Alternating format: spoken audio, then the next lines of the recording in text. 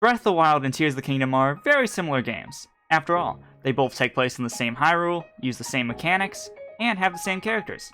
Yet, they still end up diverging in many places, with one of the most fascinating examples being their tutorials. They each have a similar checklist of mechanics and ideas they need to teach the player, but they end up taking distinct approaches. Hi, my name's JustJasen, and today we'll be analyzing how these tutorials work and how they're different from one another. If you end up liking this video, be sure to subscribe to help me survive the impending upheaval. Before doing any comparisons, let's get a baseline by looking at the intended route of the Great Plateau. After waking up and exploring a bit, Zelda's voice directs you towards the first tower, and afterwards the old man points you to the Magnesis Shrine. Once you beat that, the plateau is basically your oyster. The game lets you pick the order you'll do the other 3 shrines in, and if you so please, you can also ignore the old man's suggestion to teleport back up the tower. From there, the intended pathway becomes debatable. I would say that getting the other runes in the order of Bombs, Stasis, and finally Cryonis is the easiest, and likely what the developers would have assumed a new player would do. But I can easily imagine the players taking any other path through the plateau. Overall, it's an extremely open area, with plenty of interesting side locations to explore. Contrast that with the Great Sky Island. After waking up and meeting Rauru, the game strongly directs you to the Ultra Hand Shrine, which happens to be the easiest to reach. At first, you might assume this is similar to how Breath of the Wild points you to the Magnesis Shrine first, but it quickly becomes apparent that it's very different. After completing the shrine, you're able to use Ultra Hand to continue forward, and are taken on a circular journey around the island, where you'll get Fuse second, then Ascend, and finally Recall. Recall in particular must be done last, as it's trapped inside the Temple of Time, and its shrine is locked behind a forced teleport. For a first-time player, I could not imagine them doing any other order, making the opening much more linear. This difference in structure is reflected geographically. These tutorials are like an open field in a 3-dimensional jungle gym. The plateau is a mostly flat area. It has some chasms, rivers, and mountains to hinder traversal, yet you don't actually need any of the runes to cross them. There are other opportunities to use the runes in the overworld, but they're not essential, which is conducive to its open design. Meanwhile, the Sky Island ends up feeling like an obstacle course, where heavy use of the powers is required for traversal, especially when it comes to Ultra Hand, which is essential, even after obtaining the other abilities. Although, the island still provides many fun optional areas to explore. I think the reason Nintendo went with a more linear design for the Sky Island is simple. Ultra Hand is complicated.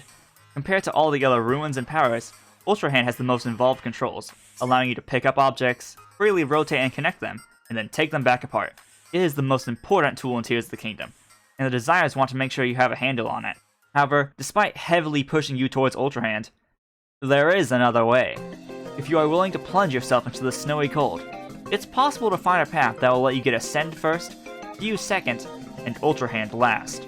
The entire obstacle course is flipped, and makes you rethink how to travel. Additionally, parts that were previously a challenge are made trivial with Ascend. This alternate path converts the opening from an extended Ultra Hand tutorial into a rewarding puzzle for veteran players attempting a different order. This also means that you can technically receive Fuse third, but you'd have to really go out of your way to do that. Even though it's still not as open as the plateau, it's impressive that it's designed to let you progress in either direction. The biggest flaw I'd give this linear approach is that the rest of the game kinda fails to follow up on it. Look inside the Ascend Shrine, for instance. It gives a lot of ideas as to how Ascend may be used in future puzzles, like creating an opening below a higher area or cutting down a platform. I like this shrine a lot, but once you have all the powers at your disposal out in the overworld, the game is so open that it doesn't really have the opportunity to create situations like this. The same goes for all the ways it uses Ultra Hand. Once you get a couple Zonite capsules, you basically have access to all parts at all times. That, combined with the fact that you could potentially approach any Skyline from any direction, severely limits how the developers could have designed other areas. Even if these powers are amazing additions for combat and exploration, they're difficult to make puzzles for. Now, you might be thinking that's a problem with the game itself, and less so the tutorial, and you're right. But what I'm getting at is the Great Plateau ends up being a much more realistic depiction of what its game will be like. Another weakness the Skyline has is the amount of text. Breath of the Wild is incredibly hands-off, only providing the briefest of explanations on the mechanics. Meanwhile, Tears has to take the time to explain energy cells, capsule machines, Zonite devices, Zonite, and more. There ultimately ends up being a lot more dialogue on the island, and even though you can skip some of it, it still stops you a lot. I don't mind this too much since, unless you're a speedrunner, starting a new playthrough means you're in for dozens of hours of gameplay, so a slow opening is alright. However, it's an aspect that still ends up influencing the overall atmosphere. The plateau is incredibly isolated, with the only friendly face being the old man. You feel very alone whilst you're on it. Meanwhile, the skyline is filled with Zonai constructs who provide support. Raru is also very present across the island, and gives you plenty of opportunities to talk. Even the enemy constructs are framed as helpful guardians who are malfunctioning because of the corruption in Link's arm. While the Great Plateau is isolated and lonely, the Great Skyland is civilized. The last thing to keep in mind about these tutorials is when they end. As soon as you hop off the plateau, it's over. There's some follow-up stuff with Impa, but you can realistically go anywhere and make progress. In Tears, you don't receive the paraglider until you go to Lookout Landing, and until you grab it, every NPC everywhere will point you in that direction. You can technically make a lot of progress without it, but it'll be very difficult.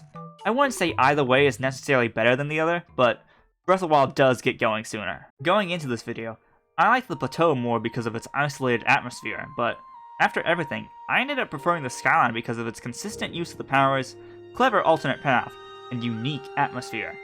Still, they're both excellent tutorials that teach the player the mechanics without being handholdy. I'm very curious to see what other people prefer, so be sure to comment below.